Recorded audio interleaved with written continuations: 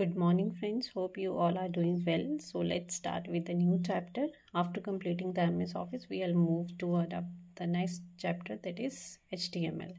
HTML means what? HTML means Hypertext Markup Language. ठीक है, HTML की फुल फॉर्म होती है Hypertext Markup Language.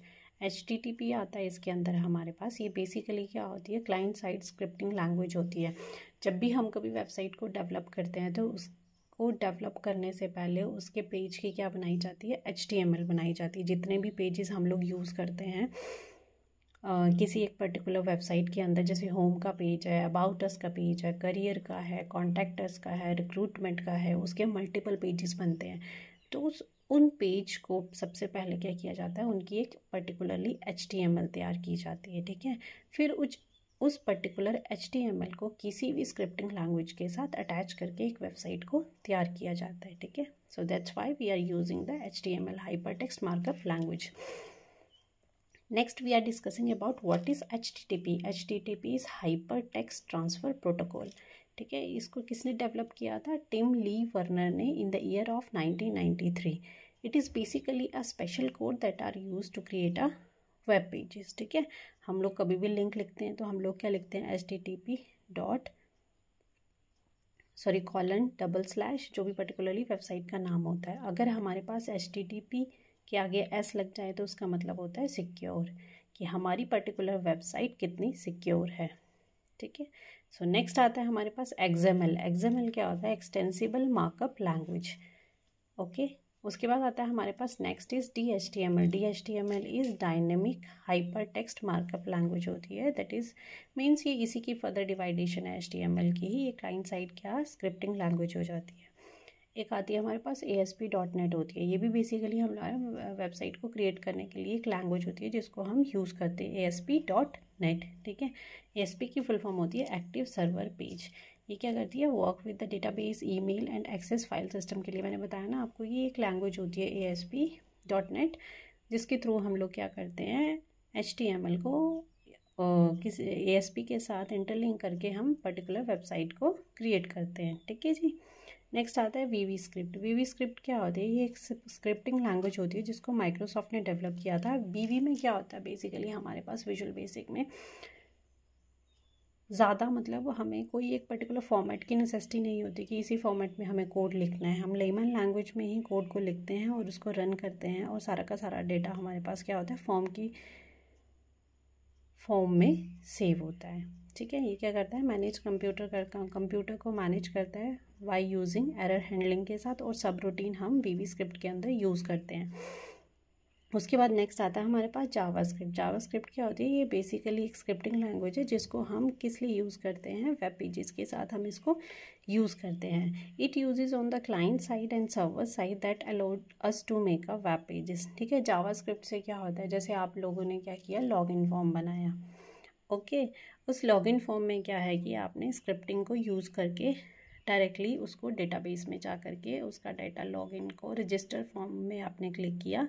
लॉगिन करने से पहले हमें रजिस्टर करना पड़ता है किसी भी पर्टिकुलर वेबसाइट में, तभी वहाँ से हमारे पास यूज़र का नेम और पासवर्ड जनरेट होता है. By using that we are able to log in on a particular website.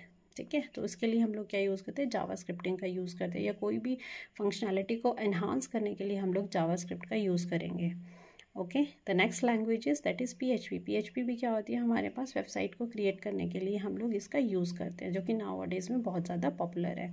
ठीक है, ये बेसिकली क्या है? CMS बेस्ड है, मीन्स कंटेंट मैनेजमेंट सिस्टम इसमें बहुत सारे हैं जिसके थ्रू हम लोग क्या करते हैं? अपनी पर्टिकुलर वेबसाइट को ईजिली बना सकते हैं. तो PHP की फुल फॉर्म होती है हाइपरटेक्स्ट प्री प्रोसेसर. मैंने ऑलरेडी बताया this is a server side language. ठीक है, और ये फास्टर होती है ASP और JSP से. ठीक है, जावास्क्रिप्ट ASP.NET वगैरह से ये ज़्यादा फास्टर होती है. सो नेक्स्ट आ जाता है हमारे पास वैम्प. वैम्प क्या होता है? बेसिकली एक सर्वर होता है. ठीक है, इस सर्वर में की फुल फॉर्म क्या होती है? Window, Apache, MySQL and PHP. इस सर्वर में हम लोग क्या करते हैं? डेटाबेस को बेसिकली ये डेटाबेस को सेव करने के लिए हम लोग इसका यूज़ करते हैं. जब भी हम अपनी वेबसाइट को कन्वर्ट करते हैं पर्टिकुलर वेब पेजेस वगैरह में, तब हम लोग वैम्प का यूज़ करते हैं. वैम्प में ही हमारी सारी की सारी फाइलें HTDocs फोल्डर के अंदर अवेलेबल होती हैं. ठीक है। अब नेक्स्ट आता है हमारे पास HTML का स्ट्रक्चर क्या होता है। सबसे पहले HTML आता है, फिर हेड आता है, फिर टाइटल आता है, फिर हेड को हम लोग क्लोज करते हैं, बॉडी आती है, बॉडी को क्लोज करते हैं, फिर हम HTML को क्लोज करते हैं, ठीक है। जितना भी कंटेंट होएगा वो सारा का सारा बॉडी के अंदर होएगा, और जो पेज का टाइटल होएगा वो टाइटल में शो होएगा। जब आप इसको नोटपैड पे रन करोगे तो आपके पास विजिबिलिटी होगी ब्राउज़र पे इसकी, कि ये दिखेगा कैसा, जैसा आपने बनाया है, ठीक है। अब ये ओपन भी हो रहा है और क्लोज भी हो रहा है, तो इसको क्या बोलते हैं हम, पेयर टैग बोलते हैं। अगर सिर्फ ओपन हुआ है, क्लोज नहीं हुआ है, तो उसको क्या बोलेंगे हम, अनपेयर टैग बोलते हैं, ठीक है। साइबर स्पेस इंटरनेट, ये डोंट नो ये क्या है, cyber space internet, sorry I can't remember what is this. So next is applet. Applet क्या होता है, एक छोटा सा प्रोग्राम होता है जो कि हम किसी पर्टिकुलरली स्पेशल फंक्शन के लिए हम लोग क्रिएट करते हैं, that is called as a applet. जैसे क्या किया आपने कि आपको एडिशन ऑफ 2 नंबर परफॉर्म करना है, तो आपने एक छोटी सी फाइल में उस पर्टिकुलर एक फंक्शन बना लिया। आप हमेशा ही जब भी आपको परफॉर्म करना हो किन्हीं भी 2 नंबर का एडिशन, तो आप सिर्फ उसको इंक्लूड करके या उसको यूज़ करके आप क्या कर सकते हो, रन कर सकते हो। तो वो क्या होता है हमारे पास, वो एपलेट हो गया, ठीक है। मार्क्यू टैग होता है। मार्क्यू टैग क्या होता है, वो बेसिकली स्क्रोलिंग के लिए यूज़ करते हैं। आपने कई बार देखा होगा जब भी वेबसाइट ओपन करते हैं तो ऐसे ऐसे चला होता है, ठीक है। या फिर आप नोटिफिकेशन देखते हो किसी भी पर्टिकुलर वेबसाइट में, जो नोटिफिकेशंस आती हैं वो क्या होती हैं, स्क्रॉल हो रही होती है, ऊपर की तरफ जा रही होती हैं, जितनी भी होती हैं, तो वो सारा का सारा बाय यूजिंग मार्क्यू हम लोग उसको कर सकते हैं। नेक्स्ट आता है हमारे पास हेडिंग टैग। हेडिंग टैग जो होते हैं हमारे पास बेसिकली 6 टैग होते हैं, और सबसे स्मॉलेस्ट होती है हमारे पास H6, और सबसे बड़ी जो होती है वो होती है H1, ठीक है। H1 जो होती है हमारे पास 32 पिक्सल की होती है, H2 जो होती है 24 पिक्सल की होती है, H3 18.72 पिक्सल की होती है, H4 जो है वो 16 पिक्सल की होती है, H5 जो है 13.28 पिक्सल की होती है, और H6 जो होती है वो हमारे पास 12 पिक्सल की होती है, ठीक है। So these all are about heading tags. इसमें से पूछा गया था सबसे बड़ी कौन सी होती है और सबसे छोटी कौन सी होती है, okay. So this is important.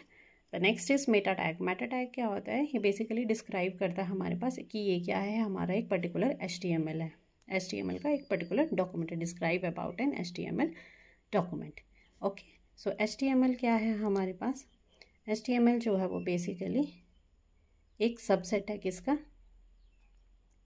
HTML का, ओके। सो इसके बाद हमारे पास नेक्स्ट आता है CSS।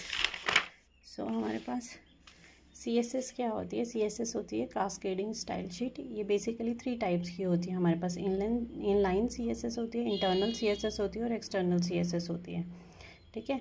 तो इनलाइन CSS क्या होती है, जैसे हमने कोई भी कोड लिखा है, जैसे अगर हमने इनपुट टाइप ही दिया हुआ है, ठीक है, इनपुट टाइप जब भी हम कोड लिखते हैं तो हम इसी के अंदर दे देंगे। जैसे हमने दे दिया स्टाइल, ठीक है, स्टाइल के अंदर हमने क्या दे दिया, .p क्लास का, इसका BG कलर दे दिया, मतलब इसी के अंदर हमने कोड के अंदर ही हमने पर्टिकुलरली उस बॉक्स के अंदर ही हमने CSS को इंसर्ट कर दिया। अब इंटरनल CSS क्या होती है, जो हमारे पास, जैसे मैंने यहाँ पे बताया ना आपको कि हमारे पास क्या होता है, सबसे पहले हमारे पास क्या होता है, HTML आता है, फिर क्या आता है हमारे पास, टाइटल आता है, ठीक है। टाइटल के बाद हमारे पास हेड आता है, तो हम हेड के अंदर ही हम इसको स्टाइल देंगे, ठीक है। और इसमें हम लोग क्लास का यूज़ करते हैं, जैसे हैश जो है हम बेसिकली ID के लिए यूज़ करते हैं, और डॉट क्लास जो है वो हम किसी भी इसके लिए यूज़ करते हैं। तो डॉट क्लास के अंदर हम लोग देख सकते हैं कि इसका जो BG कलर होगा वो जैसे दे दिया हमने ब्राउन, ठीक है, जो भी हम देना चाहते हैं, और यहाँ पे हम लोग स्टाइल को क्लोज कर देंगे। ये आ जाती है internal style sheet, okay. So next आती है हमारे पास external style sheet. External style sheet क्या होती है कि किसी अनदर फाइल में हमने उसको बना के रखा है, और हम उसको सिर्फ जस्ट किसी एक, जैसे अबाउट अस का पेज है तो हमने उसमें उस पर्टिकुलर एक्सटर्नल CSS को क्या कर दिया, इंक्लूड कर दिया, ठीक है। तो हम लोग बेसिकली हैश यूज़ करते हैं ID के लिए, और क्लास के लिए हम लोग क्या यूज़ करते हैं, डॉट का यूज़ करते हैं। अब आप बोलोगे मैम CSS होती क्या है, CSS क्या होती है, आप देखते हो कि आपकी जो वेबसाइट है वो पर्टिकुलरली बहुत इंटरेक्टिव शो हो रही है, उसका जो BG कलर, बैकग्राउंड कलर है, या उसकी इमेजेस बहुत ज़्यादा अच्छी दिख रही हैं, तो वो सारे की सारी जो डिज़ाइनिंग पार्ट होता है वो हम लोग बाय यूजिंग CSS का यूज़ करके हम उसको ज़्यादा इंटरेक्टिव बनाते हैं। सो these all are about HTML. Hope you like my video. Please do like, subscribe and share my channel. Thank you.